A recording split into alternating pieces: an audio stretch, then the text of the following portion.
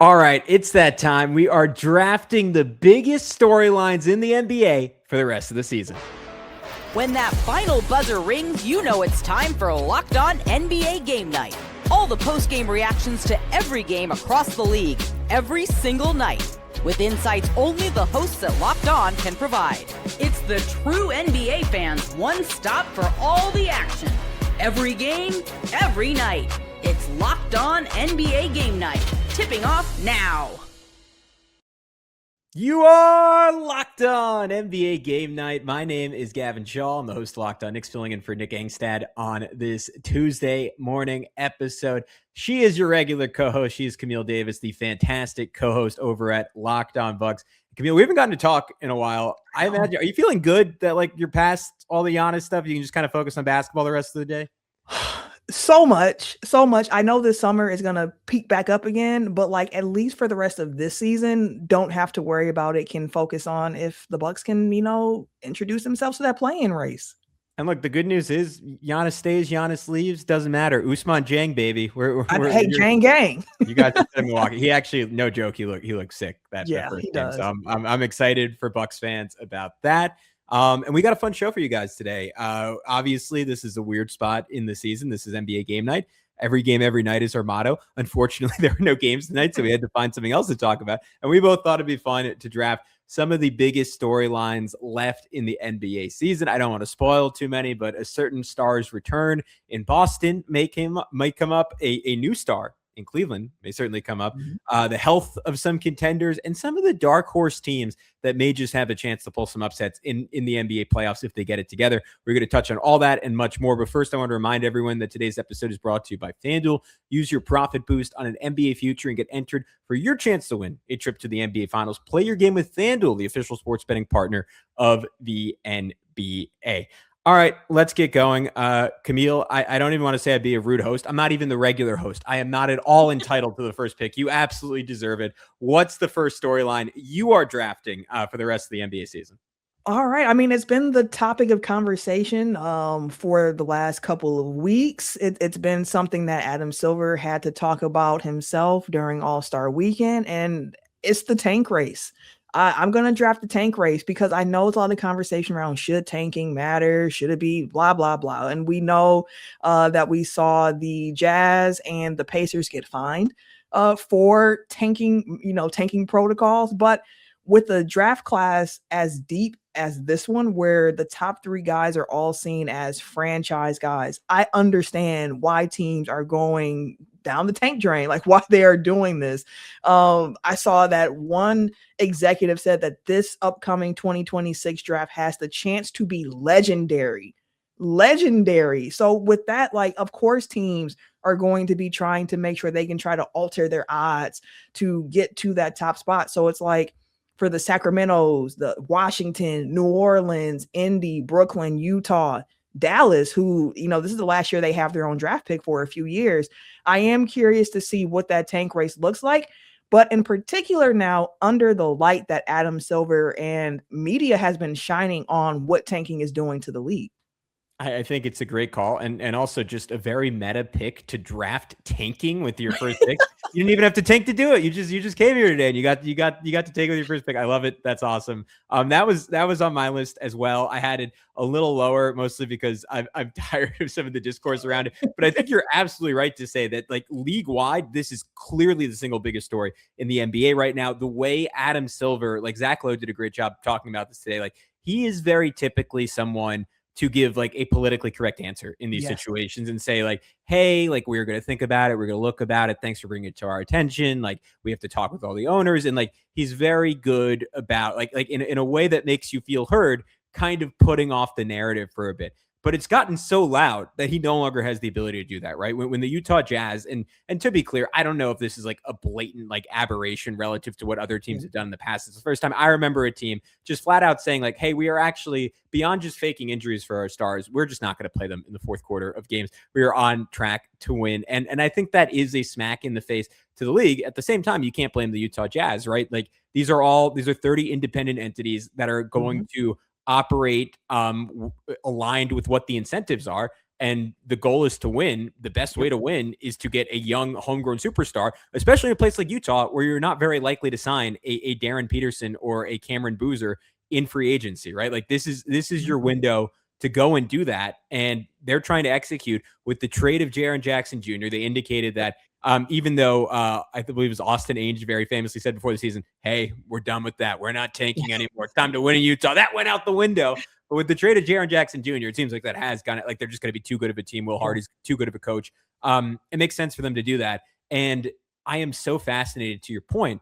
Like, does Utah just spit in Adam Silver's face and say, hey, that's great. You want to make rules this offseason? That's awesome. We're going to keep doing what we do. I'm feeling it's going to be a little less blatant, and it will be more so in the way of like, yeah, Lowry's toe didn't feel too good tonight, so he's going to miss the next 20 games actually, versus them just like losing games that they're winning.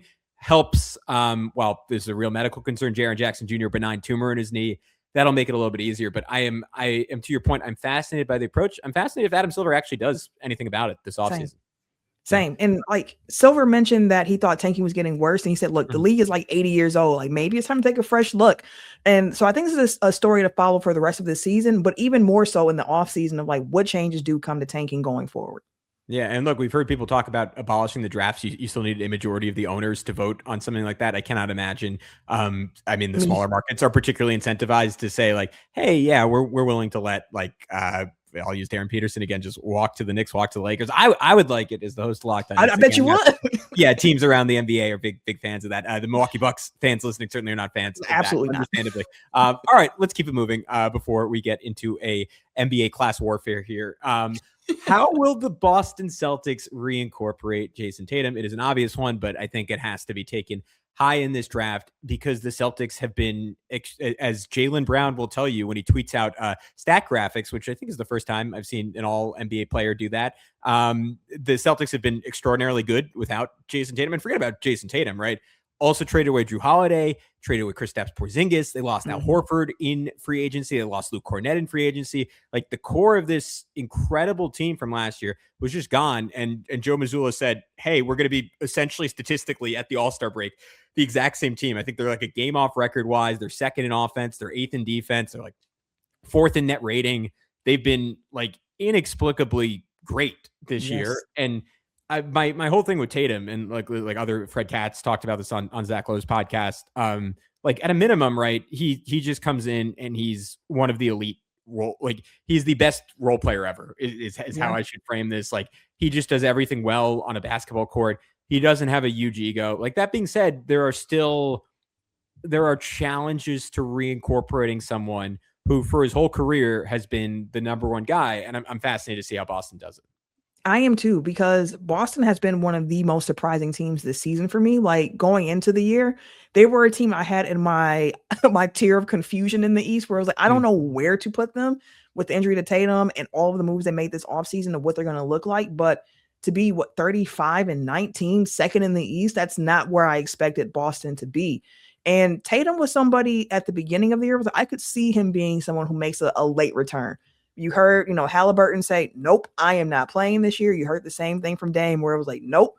And Tatum was the only one who left that door open of like, I'm not saying I am, but I'm not saying I'm not either. And to hear that he's at the point now where he's doing 5-on-5 scrimmages with NBA players and G League players, not coaches, but players, like that is a big step in his recovery. So what does it look like when he does return to this team? Even if he's coming off of the bench for them while he's warming up, there is going to be that moment of trying to just understand what the chemistry looks like with him in that lineup with some new guys. But he also has had the advantage of being able to watch Boston very, very closely this season, get a different perspective of what the team might need when he does return. So I think Tatum coming back and healthy for the playoffs, that will change the whole power dynamic in the East, even with him having to have the time to kind of reacclimate himself to being on the court, finding the chemistry and getting back into the swing of things. Yeah, I think the great news for Boston, right, is it's not a skill set issue at all because Tatum is such a Swiss Army knife as a player. Like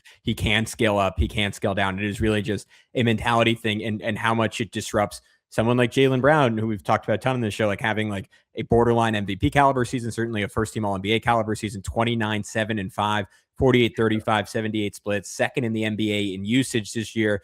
like crazy 98th percentile volume from mid-range. Like that is going to go down as the efficiency drop off a little. When it does, Peyton Pritchard is turned into the NBA's most efficient isolation player this year. I do think anything they lose there will be offset by the fact that players like Pritchard, like Derek White, Sam Hauser will be getting those spot up looks off ball that they just feasted on in years past. They have, like, Derek White is having a terrible shooting season by his standards. Like his shot difficulty, even Jaylen Brown's shot difficulty, all those guys are about to go a whole way down.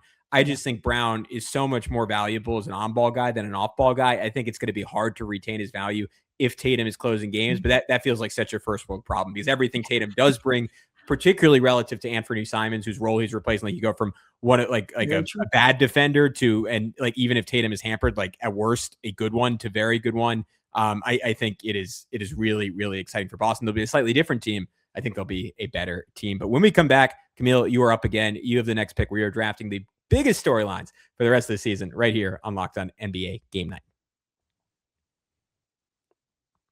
But first, we're going to tell you about our good friends over at Indeed. Workplace chaos, deadline stacking up, inbox overflowing, and the one position you have to fill still sitting open. When the pressure's on and you need the right hire, this is a job for sponsored jobs. Indeed Sponsored Jobs helps you reach the people who actually fit what you're looking for. Skills, experience, location, so you're not just hoping the right candidate stumbles across your post. And here's a stat that says it all. In the minute I've been talking to you, companies like yours made 27 hires on Indeed, according to Indeed data worldwide. So if you're hiring, spend less time searching and more time interviewing candidates who check all your boxes with Indeed Sponsored Jobs. Spend less time searching, more time actually interviewing candidates who check all your boxes, less stress, less time, and more results. When you need the right person to cut through the chaos, this is a job for Indeed Sponsored Jobs. And listeners of this show will get a $75 sponsored job credit to help get your job the premium status it deserves at Indeed.com/podcast. Just go to Indeed.com/podcast right now and support our show by saying you heard about Indeed on this podcast. Indeed.com/podcast. Terms and conditions apply. Need to hire? This is a job for Indeed Sponsored Jobs. We also want to tell you about our good friends over at TurboTax. Tax season doesn't have to take over your life this year. TurboTax is making it easier than ever to just hand things off and move on with your day. With TurboTax Full Service, you can have your taxes done for you by a trusted local expert start to finish without the stress or guesswork. Instead of spending hours trying to figure out forms, you can meet with a local TurboTax expert in person or connect online. They handle everything from W-2s to self-employment forms and work to get you every deduction possible. You can upload your documents, go about your day, and get updates right in the TurboTax app. It is a huge time saver. It gives real peace of mind knowing an expert is handling everything. For a limited time, you can have your taxes done by a local TurboTax expert for just $150 all in. If a TurboTax expert didn't file for you last year, just file by February 28th. Take taxes off your plate and get back to your life. Visit TurboTax.com/local to book your appointment today. All right, what's up, guys? We are back here on Locked On NBA Game Night. Gavin, Schall, Locked On Knicks, Camille Davis, Locked On Bucks, and you're up next. What is the third storyline you want to draft for the rest of the season?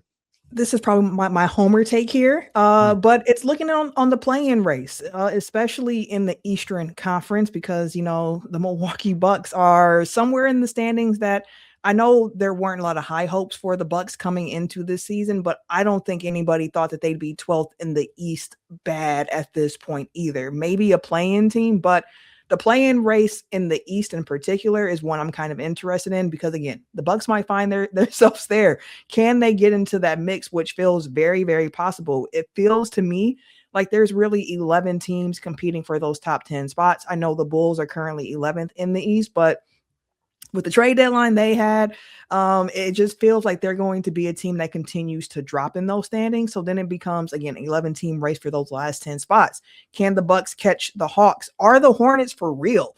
Like, that's another piece of this. Like, the Hornets, how they've been playing really since the calendar flipped to 2026. Like, it has been so impressive with LaMelo being healthy. And I think more than anything, just them being healthy, having Con Kneppel on their team and what he's been able to do as a rookie for them.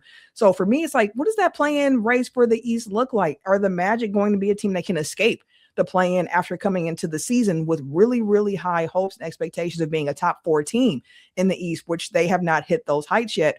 What's going to happen with Miami still figuring things out? Tyler Hero's out again. What's going on with Atlanta, who shook things up to a certain degree at the trade deadline, but find themselves at 10th in the East? Like, what is this playing race going to look like? The normal, Hawks, Heat, Bulls, Invitational, are all three of those teams going to be in there this season? They love it. They have to be. Yeah, that's a great one. And it is a great window for me, because I'm going to sneak in two of mine here. Because one of mine, which will not be my official pick, but I'll use it as part of the conversation you were having, is, will the Charlotte Hornets continue their run? To your point, they go into the All-Star break having won 10 of their last 11 games over that stretch, 4th in the NBA in net rating, 6th in offense, which is not surprising to anyone. They've been 3rd in defense over that stretch. That's a big part of that, Moussa Diabate, like how switchable, how versatile he is. I mean, the work he's done on the glass as a rim protector, like he's been awesome. But you give a lot of credit to Charles Lee, because he's gotten LaMelo Ball to buy in on that end. He's gotten Con Knipple, where I think, especially as a rookie, people did not think he would be a very good defender. And he's been, as far as I've seen, rock solid. Brandon Miller is someone who's starting to become like a little bit of a secondary rim protector. And offensively, with those three on the floor since Thanksgiving, 130 net rating. That would be all-time great stuff for a full lineup, full team over a full season. A lot of caveats there, but point is, they've been incredible on offense. They're playing off of LaMelo Ball's ability to stretch defenses out to 40 feet and just throw like audacious, crazy passes. He bends defenses in a way I'm not sure any player in the league does outside of Steph Curry. Like, I know that's a lot to say, but he has that type of offensive impact. They come out of the All-Star break playing the Rockets and the Cavs without Miles Bridges or Diabate. Those are going to be very tough games. But on the whole, like, a bunch of the East contenders have very hard schedules the rest of the season. Like, the Celtics have the 5th hardest remaining schedule. The Pistons have the 7th hardest. The Knicks have the 11th hardest. Raptors are 13. Like, Hornets are only 17. So the Hornets have like a relatively easy remaining schedule, as do the teams I wanted to talk about with my next pick. This is very similar to what I think maybe one tier up on the discussion you're having. Yeah. And that is, like, can we get any consistency from the teams I'm going to label the 3 dark horses of the NBA? And that is the Minnesota Timberwolves, Philadelphia 76ers, or Orlando Magic. These teams have been, Camille, like, just incredibly up and down all season. None of them have had a winning streak longer than 5 games the whole year. I put Minnesota into a slightly different category. They've made back-to-back Western Conference Finals. They've beaten Oklahoma City twice this year. Like, you see a world where they could win the West. I don't think they quite have the consistency to, maybe they get lucky and avoid one of them, but to beat both Denver and Oklahoma City in a series, I think would probably be a step too far. But getting Ayo Dosunmu at the trade deadline, I think shored up their biggest weakness. They desperately needed a guard off the bench, desperately needed a little bit more ball handling. Ideally, they would have found like a true, like someone like Kobe White, like Dosunmu's team, like a true backup point guard. But Dosunmu can bring some of that stuff, doesn't hurt them defensively. Another quality shot creator. Like, they're a weird team, but a good one. The Sixers had a recent 5-game winning streak, then lost 3 of 4 heading into the break. Some of that was without Joel Embiid. He's been playing offensively, at least scoring the ball as well as pretty much anyone in the NBA, like an efficient 30-piece over the last like 15 or so games before the break. Philly has so much talent. And you said it on Orlando, and I want you to expand on them a little bit, because to me, Orlando in the East is like a team I'd give like a chance against almost anyone in the first round. Like, there's no team like the Celtics of last year. Like, obviously the Pistons are awesome, but that are just so far ahead of the pack. And Orlando defensively is scary. I think Franz Wagner has the potential to be the best player in any series he's in the East. Again, he has to go prove that he could do that against a Jalen Brunson or a Jaylen Brown or a Cade Cunningham, but I see that kind of talent in him. I still have questions about how they're or about how Paolo Banchero is incorporated. I have questions about them finding their chemistry, because it feels like every time they get healthy, just someone else gets hurt. But talent-wise, like, Orlando is there with anyone in the East, and for my money. Yeah, they are. And that's the thing about Orlando this season that has been so crazy, because the last few years, the problem with Orlando has been the offense of like, hey, where's the offense coming from? Where's the offense coming from? We need to find more offense. Got to find more offense. And when they made the move this offseason to go and get Desmond Bane, I was like, that's a perfect move for what they're looking to do. Like, they tried it the year prior with bringing in KCP, where it's like, okay, we're bringing in the shooter here that should help, and it just did not work out. This year, you still see the offense struggling. This year, like last year, you have seen at times where health is like the biggest problem in Orlando, where they just can't be healthy. But the difference is that even though last year and even the season before that, with any injury troubles that they had, their identity was their defense, where you could look at the Orlando Magic and be like, we know they are going to bring it on the defensive end. They were top 3 in the league when it comes to defensive rating the last 2 seasons. And this year, it's very unlike Orlando with where they currently sit defensively, because when you look at them, it's like, oh, you're middle of the pack? Really? Orlando defensively middle, even with the injuries. That's not what you saw from them in years past. So when you see that their defense is 14th in the league instead of being second like it was the last 2 years, it's harder to overcome that offense being bottom third in the league when the defense isn't generating things that it has been before. But the question then becomes, hey, over the All-Star break, you're getting healthy again. Can you figure it out? Can you figure out a way to juice up that defense, get that identity back, and then find ways to just knock down your shots? I mean, to your point, like or I guess maybe in contrast to the other side of your point, I should say, the offensive rating, they haven't been top 20 in the league since 2011, and they're 23rd. This was the year everyone was sure that would break, and it maybe it will post All-Star break. It just has not so far. We will see if that changes. Anthony Black was like one of the few bright spots of the quote unquote first half of their season. He emerged as like a borderline star player, like incredible luxury piece for them off the bench. They're still they're 28th in the NBA in 3-point percentage, 24th in made threes. Like, I think to win multiple series and maybe even to win one series, like that is going to have to turn around. I don't know if they quite have the personnel for that. We'll see how they reincorporate Mo Wagner. Maybe Franz finds his shot. They have crazy talent, crazy depth. They are going to be a pain to play for any one of these. But when we come back, we each still have one more pick to make. Camille is up next. We will continue drafting storylines when we return here on Locked On NBA Game Night. But first, we want to tell you about our good friends over at FanDuel.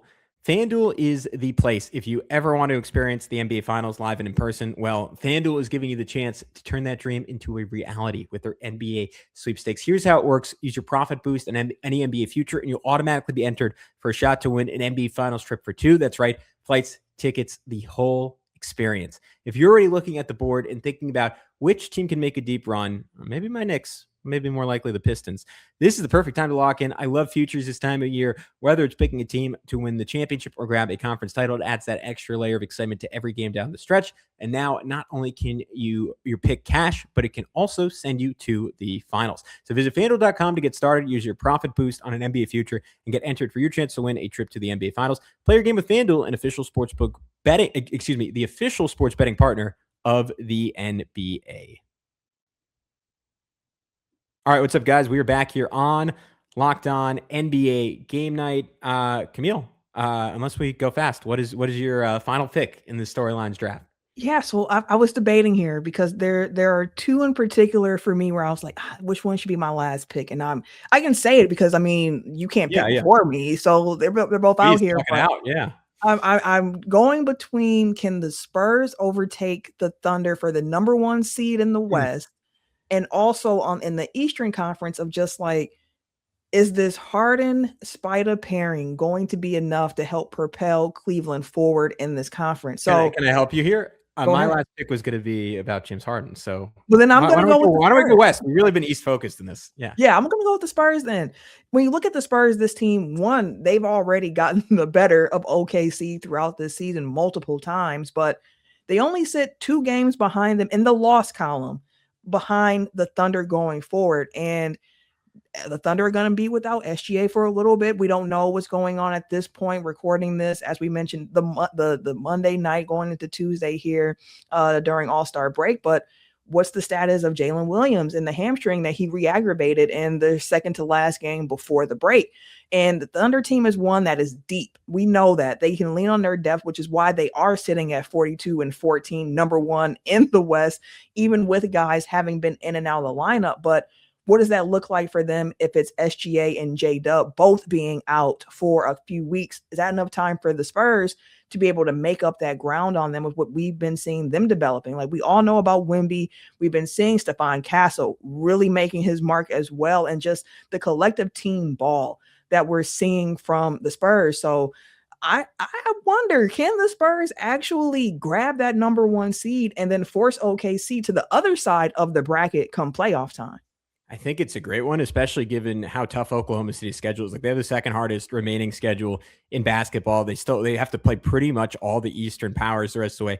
2 against the Pistons, 2 against the Celtics, 2 against the Knicks. They play Cleveland one more time. They have 3 more games against the Denver Nuggets. And Denver, I'll incorporate one of my storylines here. Denver's health was one of my big ones. Aaron Gordon obviously just played 23 games this season, still 1 to 3 weeks before his hamstring is even reevaluated, not until he comes back. Peyton Watson out about 3 more weeks with a grade 2 hamstring strain. Cam Johnson is still trying to find his rhythm. He just came back. Spencer Jones remains out with a concussion. I mean, they are buried, but if Denver's healthy, those are tough games. Like Oklahoma City, brutal remaining schedule. San Antonio's is hard, but just the 10th hardest remaining schedule in the NBA. So a little bit lighter than Oklahoma City. They're young, they're hungry, killer competitors, right? In Fox, in Wemby, in Castle, like those guys get after it. We saw it from Wemby in the All-Star game, screaming at Karl Anthony Towns. My guy, unfortunately, when he messed up a coverage, it is like that is someone you do not want on your tail if you're Oklahoma City. All that being said, I would defer to the Thunder just because, like, I think their defense just gives them such a high floor night to night, and they take care of business as well as anyone in the NBA, beating up on the weaker teams on their schedule. But I think it's going to be a compelling race. I think that is a great choice. My final one, and it sounded like would have been your final one, is the Cleveland Cavaliers and James Harden. I think it is an upset that they fell this far in the draft. I think this is a steal for Mr. Irrelevant in the storylines draft because Cleveland looks really good with James Harden. And my concern and critique of the Cavs going back to last year, like even when they were playing that beautiful basketball, they were dominating the regular season. Like one of the better regular seasons we've seen in recent memory last season. Like I think 8 games, 9 games ahead of anyone else in the East. They were incredible. And yet, like my concern for them in the playoffs last year, and who knows if they would have gone further. They obviously dealt with a myriad of injuries. The lack of height at the guard position, right? Garland and Mitchell. Mitchell obviously stronger, more athletic, like. But there were 2 guys you could certainly take advantage of on defense. And then the part they haven't really resolved is like I'm curious how the Evan Mobley, Jared Allen front court translates to the playoffs. I think there's still a little bit of stepping on each other's toes over the last few years, though. With the big 4 in this year, when they had Garland, they still put up great numbers. We haven't seen Mobley and Harden play together quite yet, but like that pick and roll with Mitchell and Allen, and then it was Garland and Mobley with the other unit was just dynamic, but they got in each other's way a little bit, especially because Mobley's jumper has regressed a little this year. But none of that is, to your point, the actual pick here, which is Harden, who I think, this sounds so weird to say, I think is such a stabilizer for them, for someone who's been considered erratic, both from like a personality standpoint and it's certainly in the playoffs, like a play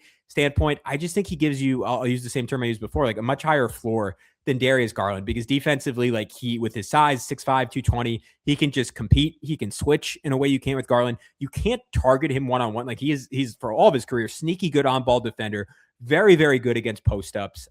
He had 3 blocks in the Denver game, right? He can certainly tilt his defense up in big games, in big moments, in a way Garland, like despite his best efforts, is just not really physically capable of doing. He's savvy in the pick and roll. Like go listen to Danny Cunningham. He was talking about in the Nuggets game about how James Harden was like manipulating matchups, right? Getting a switch, then running a pick and roll with Allen, then calling for Allen to like ghost it and dive early, baiting Jamal Murray to stay off the ball, then hitting Allen for a dunk. Jared Allen in 3 games with James Harden, you're shooting 29 for 36, 81% from the floor. They're 3-0. They got their win of the year over the Nuggets. Like there will be concerns with Harden come playoff time. I struggle to see how they are not a better team. And they were already like a scary team in the East that was, I think, capable of outscoring anyone even before this trade.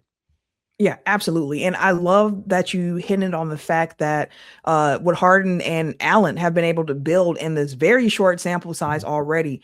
When I initially heard about this trade, the thought of this trade going through, I was like, why would the Clippers do that this season? Like Harden's been a big part of your turnaround this year, but seeing them also get off of Zubac and them saying, okay, they're moving in a different direction now. I can understand it. And I get it for Cleveland, where it's like, yes, Harden is like 10 years older, but he's been better than Garland this season. He's been available this season more than Garland. He is somebody who offensively, I think, is going to do a really good job of setting up those bigs and getting them easy buckets because of his mastery of playing in pick and roll and his ability to see the court, and also him understanding how to use his gravity to create for others, because he knows who he is and what he can do offensively and how that shifts opposing defenses. So he's just looking for what is the best matchup for me to exploit right now on the court. And he's very good at doing that. So I do wonder the heights that Cleveland can climb in the East with him on the roster.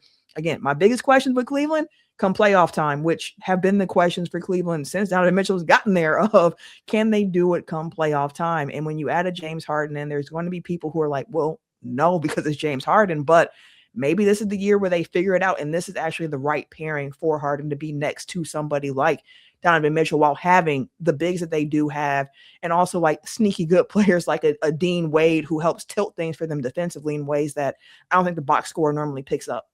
Yeah, I think it's going to be interesting. I mean, obviously, look, Harden's played with some great talent in recent years, going from Kevin Durant to Joel Embiid to Kawhi Leonard. But Donovan Mitchell, I mean, I think maybe since playing with KD, like just as like a singular, like on-ball creator, especially because he never really got a healthy Kawhi in the playoffs. Joel Embiid's health vacillated at times. Like I do think he is more help than he has in the past. You have Evan Mobley as someone, especially once the defense is already scrambled, that can make a play. Like I think his job is outside of those like absolutely loaded Nets teams, probably easier than it's been at any point in his playoff career. And I think that'll lead to a better James Harden. I'm fascinated to see like there's still a contrast of styles there. Like I'll quote like Fear the Sword had a great article on this where like there was that famous James Harden quote in Houston, like I don't need to fit into a system. I am the system. But in Cleveland, they are so contingent on like rapid fire decisions and ball movement. And it's not to say they don't run a lot of pick and roll, but a lot of times their goal with pick and roll, right, is to get a quick hitting lob, get a Mitchell, like quick three, quick drive downhill, quick spray out to like, they've just incredible shooters, right? Sam Merrill, Jalen Tyson, both top 3 in the NBA in 3-point percentages. Not to say Harden can't do that, but Harden does that stuff at his own pace. So that like contrast is going to be interesting. The early returns have been awesome. They've only played one real team, and that team was dealing with some injuries. I'm curious to see how it holds up over more games. But this was, Camille, hopefully, I don't know if Nick's schedule is the same this time every year, but hopefully the first of an annual tradition here of post-All-Star break, storyline drafts. I had a lot of fun. I hope you did too. I hope everyone in the comments lets us know what their favorite storylines that we missed are for the remainder of the season. But until then, I'm Gavin Schall. She's Camille Davis. Check her out over at Locked On Bucks, wherever podcasts can be found. Check me out on Locked On Knicks, wherever podcasts can be found. And you can, of course, subscribe to Locked On NBA Game Night right here on YouTube. You can find it on Spotify, Apple Podcasts, Amazon Music. We'll talk to you soon.